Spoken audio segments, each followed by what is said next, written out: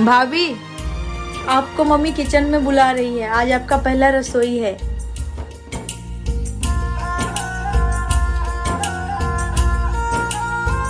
भाभी, क्या हुआ? आप क्यों रो रही हो? मुझे मेरे पापा की बहुत फिक्र हो रही है। उन्होंने मेरे दहेज के लिए बहुत कर्ज लिया है।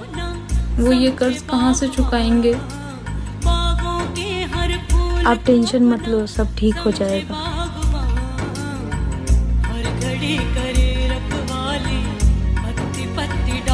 भैया, आपने जो भाभी के घर से दहेज लिया है वो लेना जरूरी था क्या?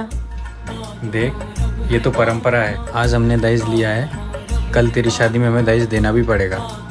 ये गलत है भैया। ऐसे में तो कोई भी गरीब बाप अपनी बेटी की शादी नहीं कर पाएगा। दहेज लेना भी गलत है और दहेज देना भी गलत है।